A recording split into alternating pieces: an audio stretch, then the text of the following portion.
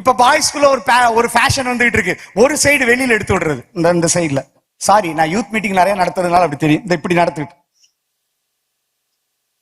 இப்படி உங்க பாஸ்டர் வந்து முன்னாடி நின்னு நாம் ஜெபிப்போம் அப்படின்னு சொன்னா என்ன சொல்லுவேன்?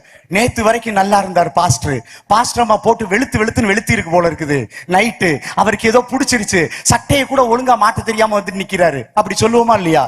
அப்ப உன்னுடைய போதகர் எவ்வளவு அழகா இருக்கணும் அப்படின்னு சொல்லிட்டு, எப்படி ட்ரெஸ் பண்ணணும் அப்படின்னு சொல்லிட்டு விரும்புற நீ மாத்திரம் எப்படி ட்ரெஸ் போட்டுட்டு வந்திருக்க?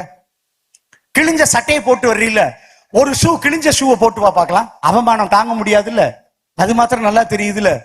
Be careful in your dresses. சர்ச்சுக்கு வரும்போது பரிசுத்தமா வா, உன்னுடைய ஆடையில ஒரு பரிசுத்தம் இருக்கட்டும்.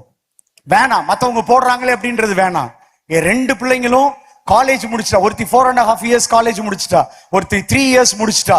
அதுவும் 2வது படிக்கிற பொண்ணுடைய காலேஜ்ல வந்து பாத்தீங்க அப்படின்னா அந்த ஜவுளி கடையில கூட அவ்வளவு மாடர்ன் ட்ரெஸ்ஸஸ் இருக்காது, ஒன்லி கேர்ள்ஸ் தான்.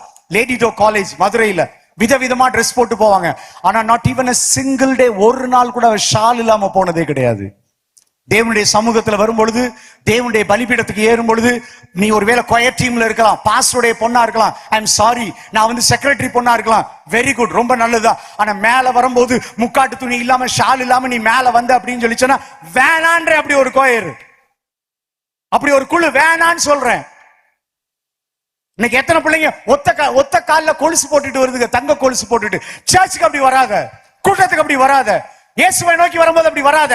நீ உன் சொந்த பந்தத்துல கல்யாணத்துல அப்படி வச்சுக்கோ, வேண்டாம். தேவன் விரும்புகிற பரிசுத்தம்.